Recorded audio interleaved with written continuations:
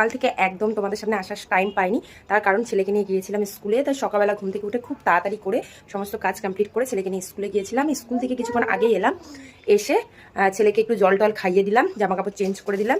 এখন হচ্ছে ছেলে খেলাধুলো করবে, আর আমি এই ফাঁকে আমার যেহেতু স্নানও হয়ে গেছে, আমি এখন যাব গিয়ে হচ্ছে পুজো দেবো। আর হচ্ছে আজকে গোপুসোনাদেরকে স্নান করিয়ে জামাটা আমার চেঞ্জ করে দেবো। তো চলো গোপুসোনাদেরকে কীভাবে সাজাই অবশ্যই তোমাদের সঙ্গে শেয়ার করবো। তো চলো ভিডিওটা কন্টিনিউ দেখতে থাকো। ঘড়ির কাঁটায় ঠিক যখন 11:30 বাজে তখনই ঠাকুর ঘরে এসে ঢুকেছিলাম। যাই হোক, সমস্ত কিছু পরিষ্কার করে গোপুসোনাদেরকে স্নানও করেছিলাম।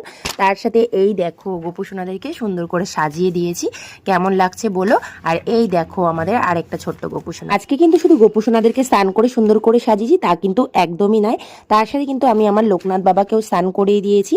আর গণপতি বাপ্পাটা যেহেতু মাটির মূর্তি দিয়ে গড়া, সেহেতু তাকে স্নান করাতে পারিনি, তাকে সুন্দর করে পরিষ্কার করে সাজিয়ে দিয়েছিলাম। তারপর ঠিক যখন ঘড়ি কাটায় 12:30 বাজে তখন ভগবানকে ভোগ নিবেদন করে আমার আজকে পুজো